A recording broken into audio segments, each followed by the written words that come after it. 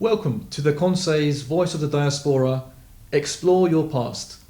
And today I have with me, not a guest, but I can say a co-host, a fellow co-founder of an association which I founded along with. It's my friend and colleague from the Ctcauk Association, Ertan Karpazlı. Ertan, welcome to the show. Hi, yeah, nice to be here. Hopefully we'll be having you a lot more. Hopefully, yeah. So, do you want to give us a brief introduction as to who you are? Well, I'm Ertan Karpazlı. I'm a co-founder of Ctcauk Association with my friend here, Mustafa. I guess you could say I'm the vice chair of Ctcauk Association, formerly the representative in Turkey, where I was based for a number of years. Now I'm back in London, and on top of doing my work with Ctcauk Association, I'm also the editor-in-chief of Radio East Med. It's a platform, online news platform I set up to promote Eastern Mediterranean geopolitical news. Excellent. And for those although Ctcauk was established in 2008 and has been active actually in not only in the United Kingdom or in Cyprus, both sides of the border, mind you, but in various other countries, including countries such as Bosnia and Western Thrace in current-day Greece. But for those who haven't heard of us, Ertan, would you mind just giving us a brief overview about what is Ctcauk Association? What are our aims and objectives? Well, long story short, we are set up to preserve, promote and research Turkish Cypriot cultural heritage and history. It's something that we feel very passionate about as two fellow researchers ourselves. And we feel that this is something that's very important especially for the Turkish Cypriot diaspora, but also Turkish Cypriots in Cyprus and all over the world, to be honest, to really just preserve what we're about as a people, so that we can carry this forward to future generations. And that brings us nicely on to today's topic, actually. We'll be talking about the British occupation in Cyprus, and there does seem to be a big difference between post-British occupation and pre-British occupation, between the culture and identity of the Turkish Cypriots before the British came and the end result of post-1960. So we'll be going into that a bit. We can start off a bit about the motives of the British. What were the British doing in Cyprus? I mean, you have Turkey there, which is, Cyprus can be argued as a natural extension of Anatolia. It's in the same region. It's about 40 miles off from the Anatolian coast. But Britain, it's from a completely different continent. It's far off. What were they doing in Cyprus? Why were they there? Well, just for those viewers who might not be aware of what we're talking about, the British arrived in Cyprus as occupiers in the year 1878. So this was a long time ago, but not too long ago. We all probably know members of our family, elders, who were born and raised during the era of the British occupation, which lasted for about 82 years actually, and just ended in 1960.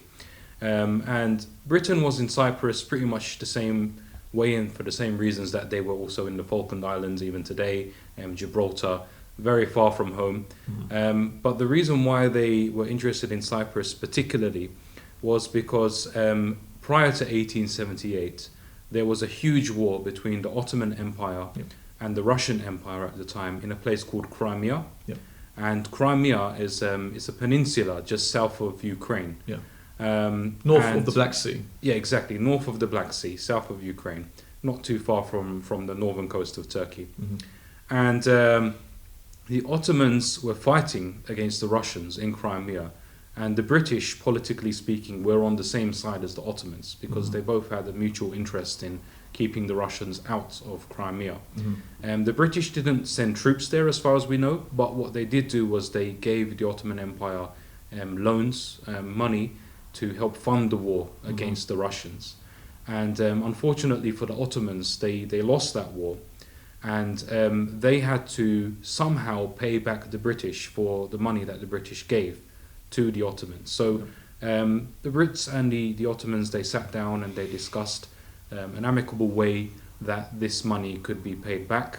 And in the end of the day, Britain decided that they would temporarily take control of Cyprus, not only to tax the people there and get their payment back in that way, but also because Cyprus was very strategic for them in securing their route from the Eastern Mediterranean through the Middle East into India. And that was the main trade route that the British Empire, really relied on for their wealth and prosperity. And in the event of the Ottomans failing to protect that route from the advancing Russians, Yes.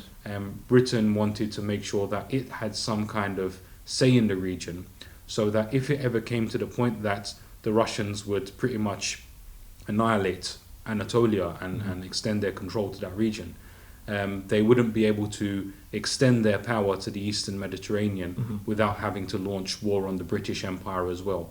So it was a fair kind of decision that the Ottomans and the Brits they came to. And as of 1878, British forces arrived in Cyprus, and they opened the Union Jack over Cyprus. But this was, again, it was supposed to be a temporary measure until the Russian threat kind of subsided. Yeah, I think it's important to mention as well, further to the backdrop of the era. You mentioned the Crimean War, which was certainly a major factor. And why would the English help the Ottomans? Well, the fact of the matter is the Russian threat at the time was very real, and they were actually causing a lot of problems with Ottoman citizens who happened to be of the Orthodox faith. And this led to many wars known as the Russo-Turco Wars. And there was one in 1877 to 78, the year just before the actual island was handed over to the British. In Turkish, it's known as the 93 Harbi.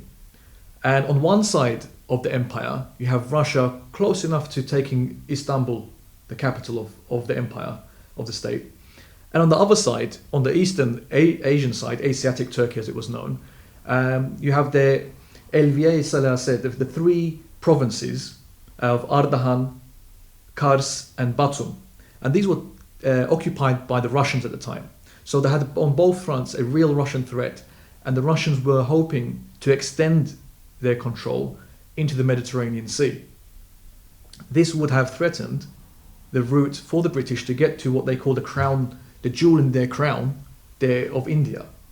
There was also, sorry to cut you off, but there was also not just that threat, but also the threat of the Russians spreading their influence across the Balkans to the Orthodox communities there, the Serbians, the Bulgarians, etc. And they were looking to create some kind of Slavic satellite state that would also enter the Mediterranean from that direction, and that would have also affected Britain's sea route, you could say, to the Eastern Mediterranean. So the Russians were advancing on all sides, and it was in both the Ottoman Empire's interest and Britain's interest at the time to work together to prevent that from happening. Exactly, and at the time, Britain had already started to secure strategic islands en route to India. Gibraltar, and then further down to the east, Malta, and Cyprus was the natural next extension in their view. And in fact, there was discussions in Parliament regarding, although they were allied with the Ottomans, to actually take Cyprus by force.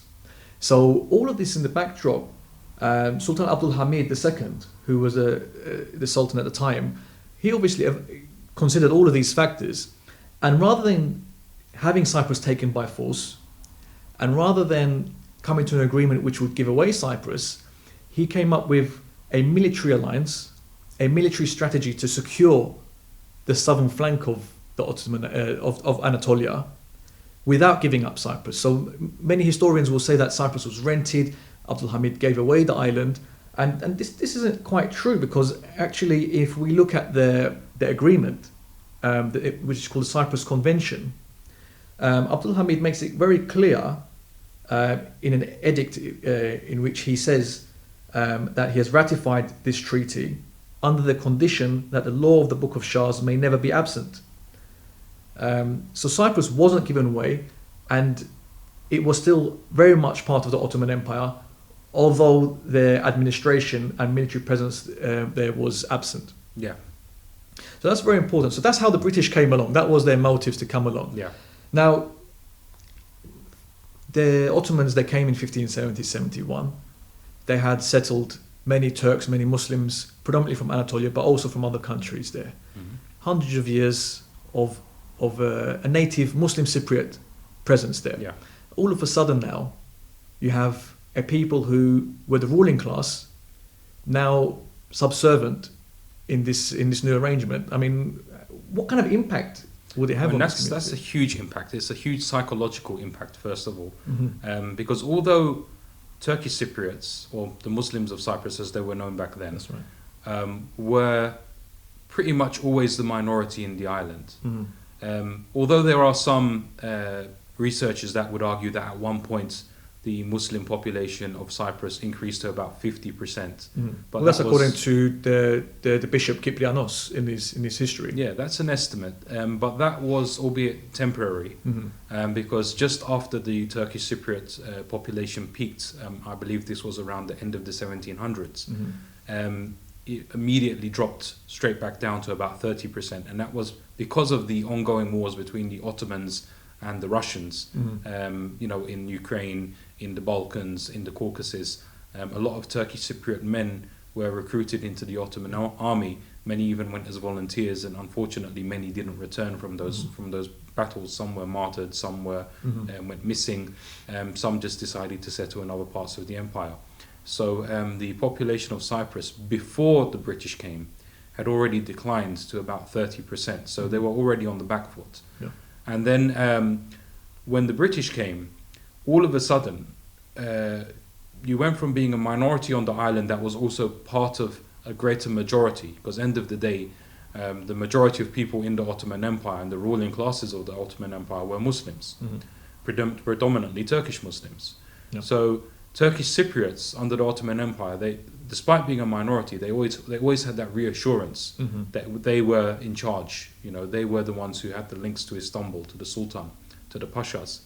And then in 1878, even though the British didn't officially annex the island until 1915, in 1878, all of a sudden, that privilege was taken away from them. And then I think the Turkish Cypriots suddenly developed a new kind of realization of their situation, the new status quo of them actually being a minority in the island.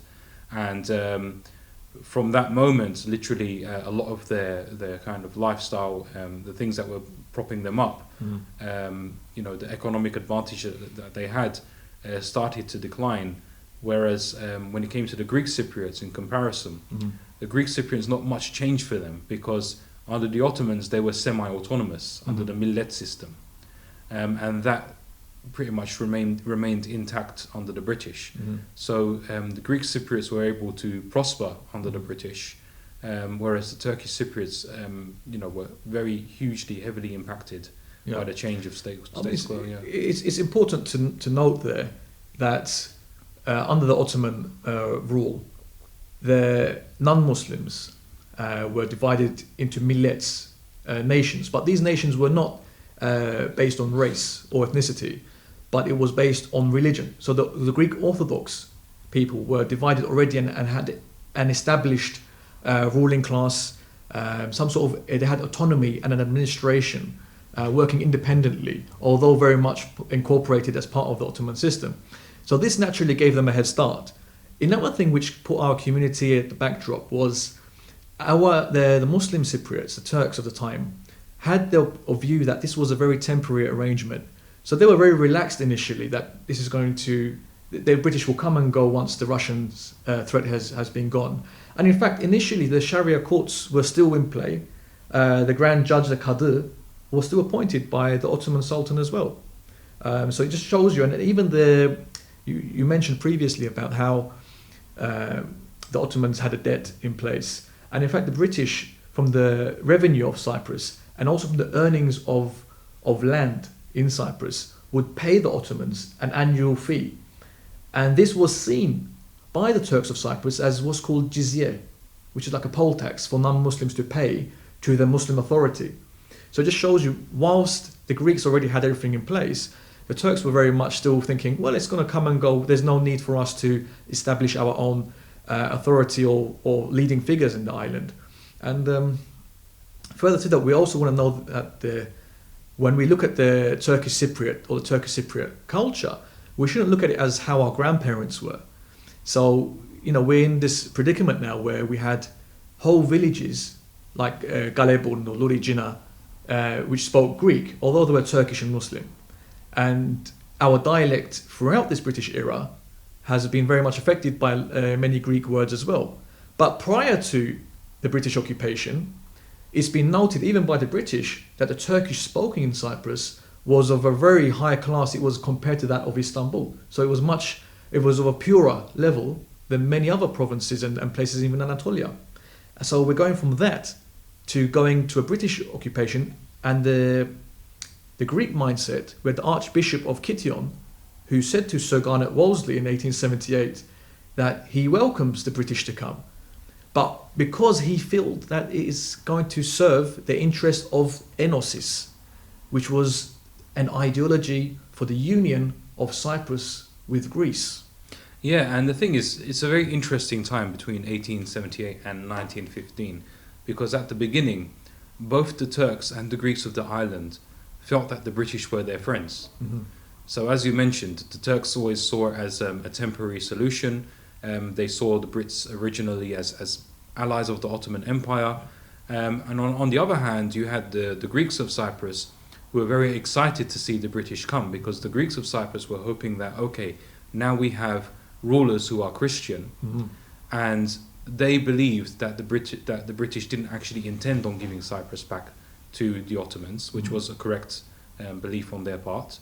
And they believed that Britain would actually wind up handing Cyprus over to Greece. And this is actually something that Britain offered to Greece in 1914, Mm-hmm. because the alliance between Britain and the Ottoman Empire actually broke down in 1913. Because what happened in 1913 was Greece, in its own war for independence from the Ottoman Empire, they were successful in taking the city of Selanik, or Thessalonica, as is known today. Mm-hmm. And that was a very strategic city.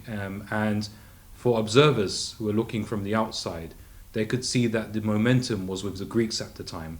And they started to believe that Greece would emerge as the superpower to replace the Ottomans in that part of the world. So Britain still needed an ally in that region that would secure their interests. Well, the Europeans also had this false idea, or this romantic idea, that the Greeks of the time were somehow very similar to the Hellenes of ancient times. Yeah, although they really didn't have much in common. There was that romanticism, Mm-hmm. but from a more strategic point of view, this was the thinking that was taking place in Britain.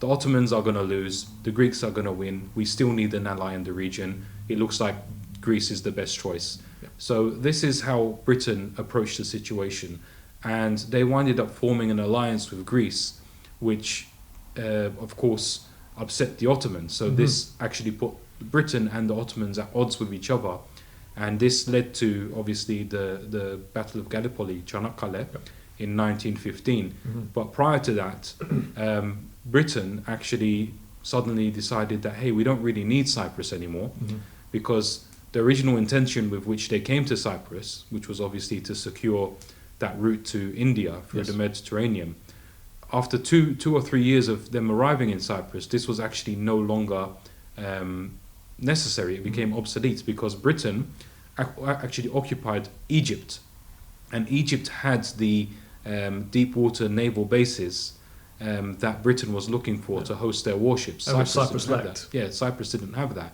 So even as early as 1881, 3 years into the British occupation, there were some people in Britain saying, well, what are we doing with Cyprus? Some people were like, well, let's hand it back to the Ottomans. Yeah. And then others were like, well, let's wait and see.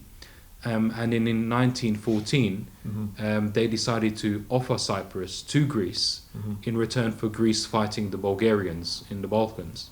And actually it was Greece that refused this offer, because Greece didn't have the means to fight both the Turks and the Bulgarians. So this actually would contradict the Cyprus Convention of 1878, where they were supposed to hand back Cyprus to the Ottomans, the rightful owners. Yes, and actually in 1915, when British and Ottoman relations hit rock bottom with the Çanakkale War, Britain actually decided, well, we can't give it to Greece because Greece doesn't want it, but we don't want to give it to the Ottomans, so we might as well keep it. And in 1915, the Brits actually officially annexed the island of Cyprus. Yeah, and it's interesting because throughout that period of time as well, we started to see that the masks that the British had in regards to honouring what they had agreed to in the Cyprus Convention was slowly starting to deteriorate. And there were attempts at erasing the island's Islamic heritage. And when we say Islamic heritage, this is Turkish Cypriot heritage. We have Britain who actually would bulldoze and destroy Ottoman buildings with the excuse that they wanted to widen roads. They destroyed a graveyard, a Muslim graveyard in Famagusta near the Lala Mustafa Pasha Mosque. In fact, the Girne Kapısı in the Karinya Gate in Nicosia, which had an extended part, which was built by the Ottomans, had a tablet which had verses from the Quran on it. And what the British did was turn it to its reverse. Another thing about Nicosia is that the iconic Sarayönü Meydanı, the Sarayönü square, which has the Venetian column there, that wasn't there during Ottoman times. The Venetians, who were actually oppressors on the island towards the Greek Cypriots, the Orthodox community, because they were Catholic people, would stick a column in all of their colonies. So their Venetian column was a symbol of occupation. And when the Ottomans came, they wanted to tell not only the Turks of the island, but the Greek inhabitants that you are now free from the shackles of the Catholic rule, and they removed the Venetian column. What the British done, there was actually a Ottoman palace which they destroyed. Hence the name Sarayönü. Saray means palace. They destroyed that, and in the square they put back the Venetian column, hence trying to emphasize the Christian heritage of the island while slowly erasing the Muslim, i.e. the Turkish Cypriot heritage. Yeah, that's correct. And Turkish Cypriots in this time, they really started to suffer. The British started to interfere with the Ctcauk. Mm-hmm. Can you tell the viewers what the Ctcauk is? Well, Ctcauk, or vakıflar as we would say nowadays, it's you could call it a grouping of vakıfs or foundations, and basically it controls a lot of communal properties that are owned by the Turkish Cypriots. It's a very charitable organization as well. So what would happen in the olden days is very wealthy Turkish Cypriot landowners, they would actually donate some of their lands to the Ctcauk, and the Ctcauk would either rent those lands out, or they would make some money from those lands somehow, and then that money was used to kind of help fund places like schools, places like mosques, basically anything that was part of Turkish Cypriot public life. And that was, you could say, the heart of the Turkish Cypriot community, and to a certain extent it still is today. It still operates in the same way. However, during the British time there was a lot of British interference in this organization, and then they started to install administrators who were very loyal to, let's say, the British presence in Cyprus, from among the Turkish Cypriots, might I add. So we could say puppets, to use a blunt word. Yeah, if we're going to be blunt Right. about it, they were puppets. Right. These were people who were on the British payroll, who saw their interests aligned with the British interests from among our people. And they were given money and titles and such to Yeah, of course, and encourage them in this. And unfortunately, they weren't always the most honest people as well. So imagine a huge responsibility like Ctcauk. You need somebody who's honest and who's trustworthy, who to lead that. But during the British era, we saw that many of those properties that were intended to benefit the Turkish Cypriot community as public communal properties were actually privatized. Right. And this privatization was often done in tandem with elections within the Turkish Cypriot community to help certain candidates gain votes and therefore seize control of the Turkish Cypriot politics. So a lot of this was going on. This wasn't the British doing it directly, but they were doing it through members of the Turkish Cypriot community. So the British were actually encouraging a culture of treachery, of deceit, corruption.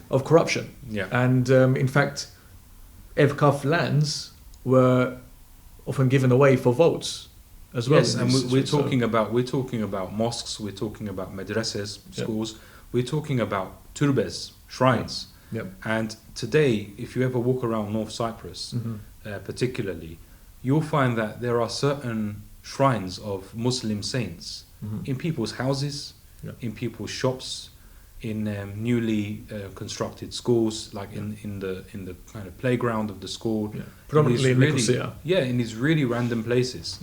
And these are all private properties. And you're thinking, well, how did this happen?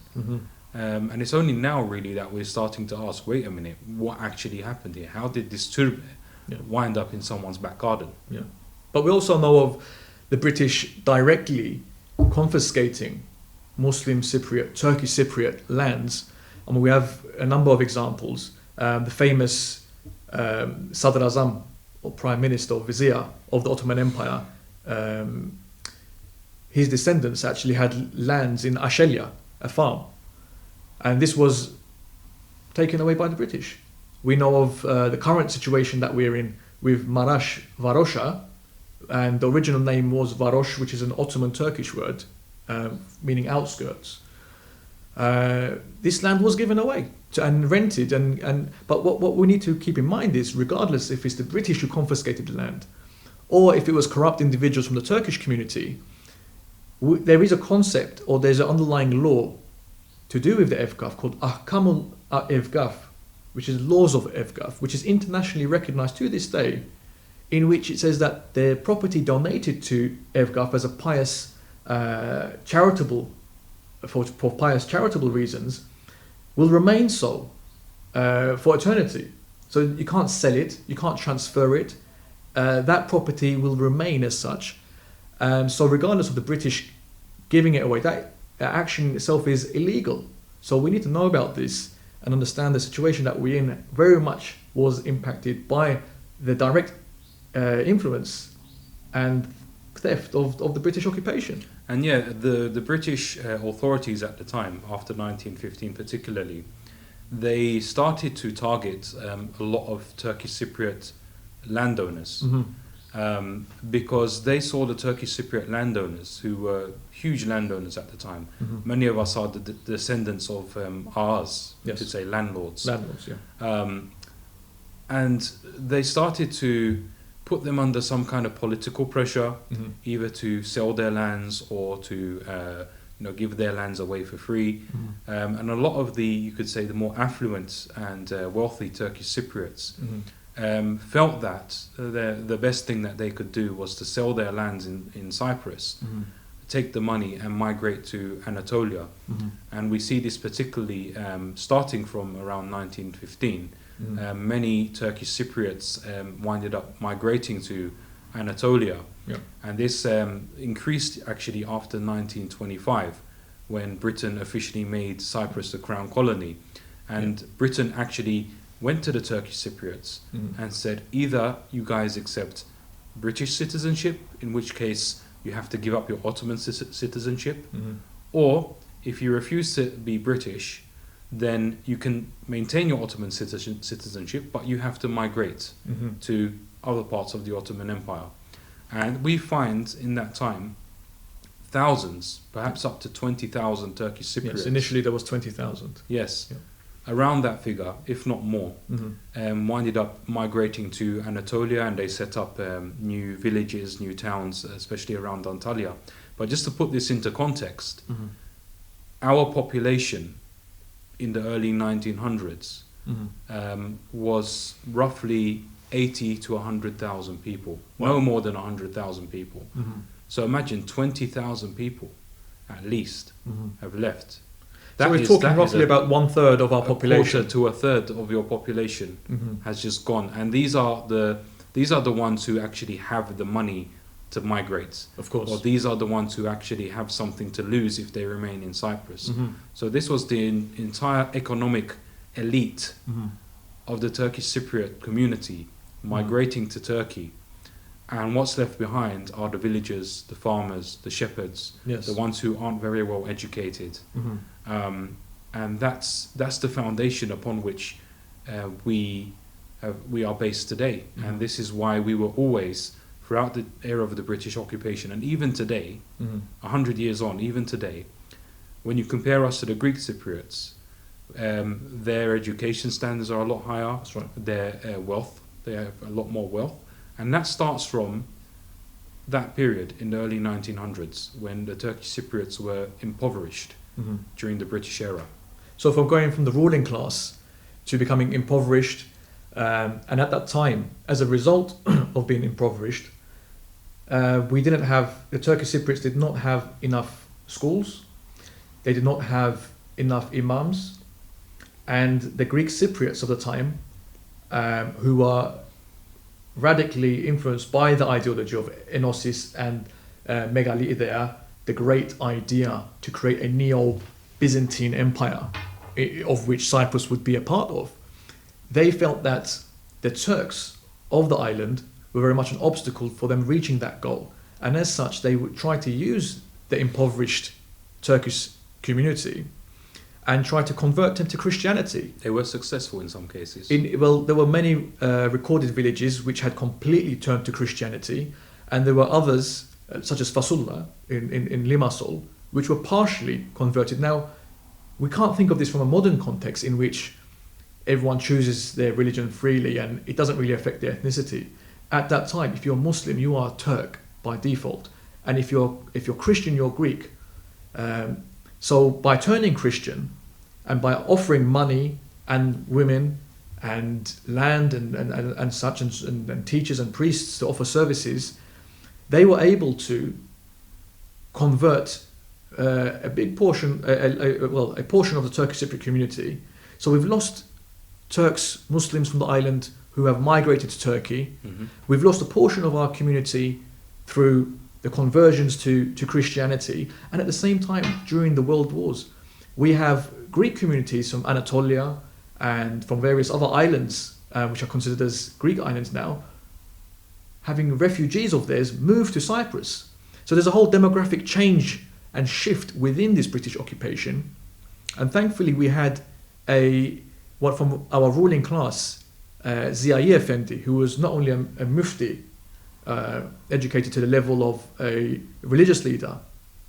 He was also in the field of academia. He was a teacher, and he was actually voted in what they call the Meclis-i Milli, the national conference that they had in Nicosia, elected as the community leader, the Reis-i Millet of our community. He was the first elected leader of the Turkish Cypriot community, and yet we never hear of Ziya Effendi. And actually, one thing I have to say about Ziya Effendi is he was very resistant to the British occupation of Cyprus. So much so that he was avidly campaigning for Cyprus to be returned to the Ottoman Empire. And at the end of World War I, there was a huge international conference in Paris called the Paris Peace Conference. That's right. 1919. And everyone from all over the world, all community leaders, national leaders, they were all headed to Paris to attend this peace conference, because this peace conference was going to set the foundation for the status quo of the entire world. And it was after this peace conference that other agreements started to come into fruition, such as the Treaty of Lausanne and the Treaty of other treaties. So Ziya Effendi was about to leave Cyprus to go to Paris to attend this conference representing Turkish Cypriots. And for some reason, no one knows, even till today, no one knows the exact reason why the British prevented him and his delegation from going. So everyone who was anybody was at that conference apart from Turkish Cypriots. Various communities from various colonized nations, and yet the Turks of Cyprus had no representation due to the British not allowing him to go to the Paris Peace Conference. And we can only imagine how things might have been different had we had representation in that conference. And we must remember at this point that terms such as Turkish Cypriot were not used as something separate from the Turks of mainland Turkey. It was Kıbrıs Müslümanlar, the Muslims of Cyprus. There were the Turks of Cyprus, and an individual of the elite of the time, very much of the time of Ziya Effendi, Kaytazade Nazım Effendi, who would regularly contribute to the newspapers of the time. He, in one of his poems, says that Osmanlıyık, pek şanlıyık, which means we are Ottomans. We are glorious Ottomans.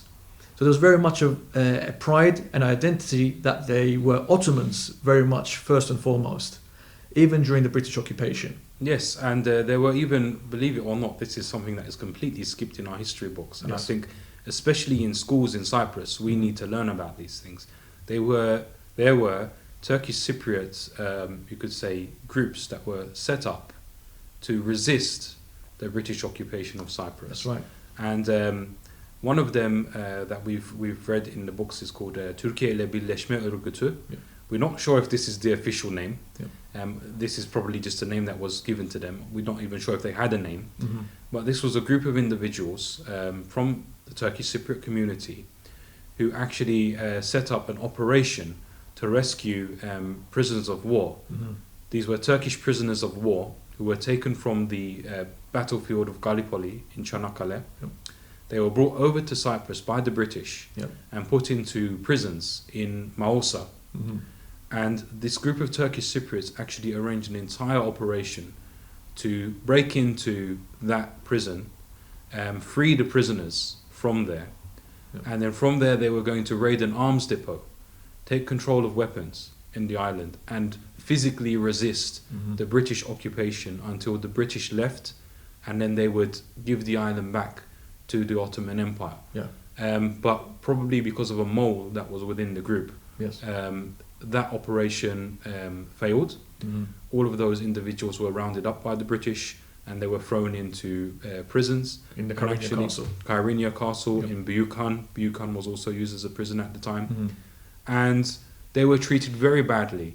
Many of them were assassinated in the prisons. They were poisoned. Yep. Among them was an imam called Imam Nuri Efendi. Yep. He wasn't himself assassinated, but what was happening within the prisons Mm-hmm. was that the British were killing off certain Turkish Cypriots, and they were just not even announcing the death. They would literally take the body and they would just bury them in a hole somewhere, and these people would be forgotten about. Yeah. So what Imam Nuri Efendi was doing to make sure that Turkish Cypriots who were being killed Mm-hmm. had the right treatment as Muslims Yeah. at the time of their death was when a Muslim, a Turkish Cypriot, died in one of those prisons, Mm-hmm. he would create some kind of diversion to make sure the British didn't notice that this person had died. Mm-hmm. And then at night time he would sneak out of his cell with the body, Mm-hmm. and he would bury the body secretly somewhere in the prison, and he would read the necessary du'as and do the janazah prayer on their behalf. Mm-hmm. And that was his legacy. That was something that he felt he needed to do as a Turkish Cypriot Muslim. Mm-hmm. So what we're saying here then is that the Turks of Cyprus had tried the political way, and then they thought, well, our brothers from Anatolia and from the eastern front of the war had been imprisoned in Famagusta, in what's today the Gülseren camp, and they wanted to free them and start an uprising to return Cyprus, as was legally stated in the Cyprus Convention, to its owner, to the Ottoman Empire. And we have these esteemed individuals who put very much so their life on the line to accomplish this. Yes, they did. And unfortunately for them, by 1923, the Ottoman Empire was no longer a viable option because it ceased to exist. Yes. And it was replaced by the secular Republic of Turkey. Mm-hmm. And after that, it was a game changer because Right. Turkey in 1923 signed the Treaty of Lausanne. Mm-hmm. Turkey accepted that Cyprus was British territory. Yep. Turkey was, quite frankly, no longer interested in Cyprus, at least on an official level. Mm-hmm. So as much as the Turkish Cypriots in Cyprus at the time were trying their best to get Turkey's attention, Mm-hmm. and trying to hand the island over to Turkey, unfortunately they weren't receiving as much interest as they would have liked. Although, to give Turkey credit, there was an ambassador that they sent to the islands, their Mhm. first ambassador, I believe, called Asaf Bey. And Asaf Bey was a keen supporter of the Turkish Cypriots. At first, Asaf Bey was actually helping Turkish Cypriots leave Cyprus Right. and seek refuge in Turkey. And this was something that he was doing out of the goodness of his heart.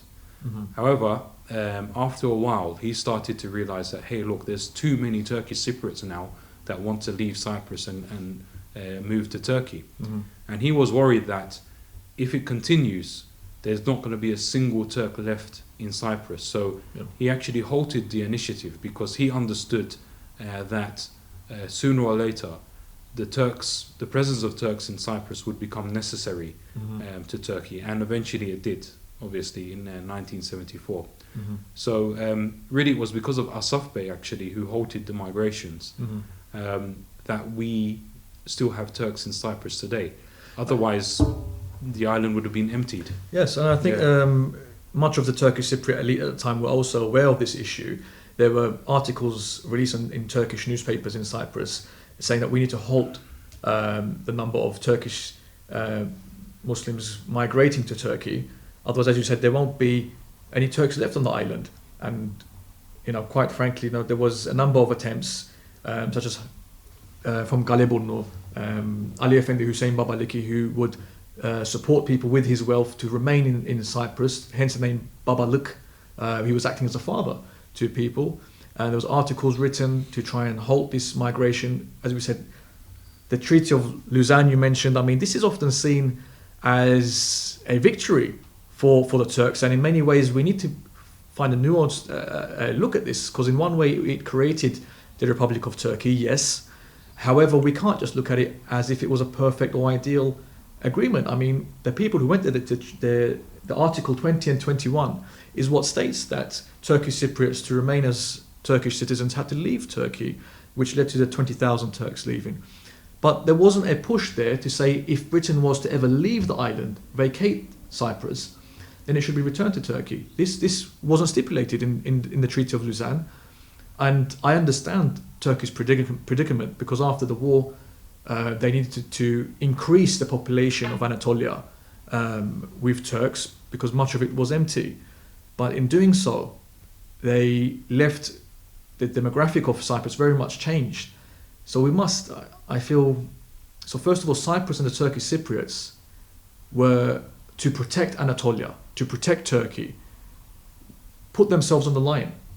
They were given away they were put in British hands and eventually stolen. But they still remained loyal to the Ottoman Empire for the protection of Istanbul and Anatolia. The Turkish Cypriots went through this struggle all the way up to 1960.